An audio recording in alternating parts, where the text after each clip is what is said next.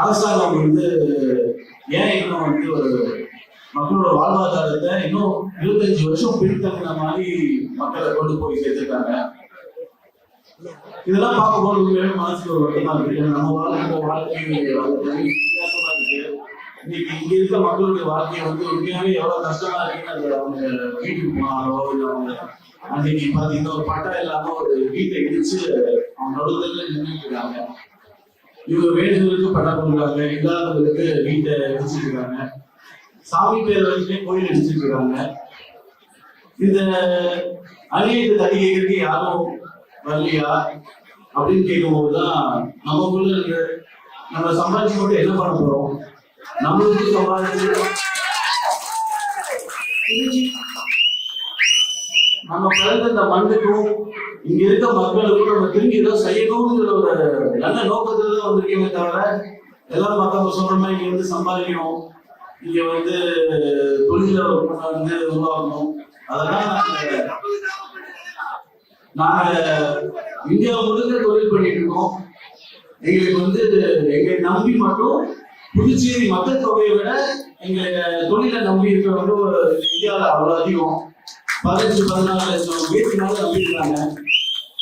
So அப்படி இருக்கும்போது சம்பாதிக்க வந்தோம் அப்படிங்கிற ஒரு பள்ளியோ இதெல்லாம் நான் விட்டுட்டு அதே மாதிரி இன்னொருத்தவங்களை வந்து நான் எதிர்த்து வெறும் அரசியல் பண்றப்போ இங்க வரல. நான் எனக்கு என்ன தோணுச்சுன்னா நம்ம இன்னைக்கும் பஞ்சத்திலையும் பசியிலையும் பட்டியலையும் கஷ்டப்பட்டு இருக்கோம், வேலை வாய்ப்பு இல்லை, இவ்வளவு கஷ்டம் நடந்துட்டு இருக்கும் போது இதே வெளிநாட்டுக்கு போகும்போது பாத்தீங்கன்னா சிங்கப்பூரா இருக்கட்டும், துபாயா இருக்கட்டும், ஹாங்காங்கா இருக்கட்டும், இல்ல வடலட்ச நாடா இருக்கட்டும், நான் வந்து ஒரு காலத்துல அங்கதான் போய் செட்டில் ஆகணும்னு நினைச்சேன். நம்ம இந்த ஊர் வேணா நம்ம இருக்கிற சமாளிச்சு செட்டில் ஆகணும்னு நினைச்சேன். பட் ஏன் நம்ம ஊரை வந்து ஒரு சிங்கப்பூரா மாற்றக்கூடாது, இங்க இருக்கிற மக்களையும் அந்த மாதிரி ஒரு வாழ்க்கையை வாழக்கூடாது. அங்க ஒரு ஓட்டுநர் எடுத்துக்கிட்டீங்கன்னா ஒரு டிரைவர் சராசரி ஒரு வண்டி ஓட்டும் ஒரு டிரைவர் வந்து 2 லட்சம் சம்பளம் வாங்குறாங்க. இங்க வந்து வேலை வாய்ப்புங்கிறதே ரொம்ப கஷ்டமா இருக்கு. அன்னைக்கு நாங்க 3 தொகுதியில வந்து வேலை வாய்ப்பு முகாம் நடத்தினோம். லாஸ்ட் கடைசி நேரத்துல சொன்னதுனால 140 பேர் வந்திருந்தாங்க, 20 கம்பெனி வந்தாங்க. உடனே 60 பேருக்கு வேலை வாய்ப்பு கொடுத்துட்டாங்க. இப்ப அடுத்தது வந்து ஒரு 2000 பேருக்கு வேலை வாய்ப்பு தரதுக்கு ஒரு பெரிய முகாம் ஒன்று பிளான் பண்ணிட்டு இருக்கோம். இந்த மாசம் கடைசியில நடக்கிறதுக்கு பிளான் பண்ணிட்டு இருக்கோம்.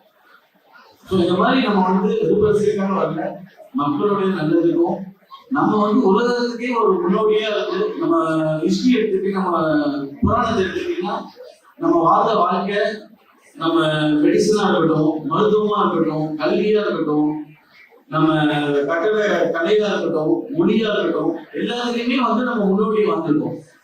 மக்களுக்கு வெளிநாடு மக்களுக்கு வந்து அந்த அளவுக்கு விவரம் இல்லாத வயசுலேயே நம்ம வந்து இரும்பு செய்யறோம். 5-6 வருஷம் முன்னாடி இரும்பு செய்ய வந்திருந்தோம்.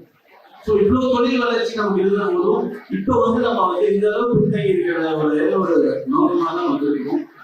அதே மாதிரி இன்னைக்கு முக்கியமான ஊழல் பார்த்தீங்கன்னா எல்லாத்தையும் போயிட்டாங்க. கடைசியில பாத்தீங்கன்னா மருத்துவத்திலையும் இன்னைக்கு நீங்க சாப்பிடுற மருந்து மாத்திரையில கூட இன்னைக்கு போய் கொண்டு வர ஆரம்பிச்சிட்டாங்க. ஸோ இதெல்லாம் பார்க்கும்போது நம்மளுக்கு உண்மையாவே ஏன் நம்ம யாரும் எதிர்த்து கேட்டா அவங்கள வந்து குற்றம் சொல்லியோ அவங்கள வரவிடாம பண்றாங்க.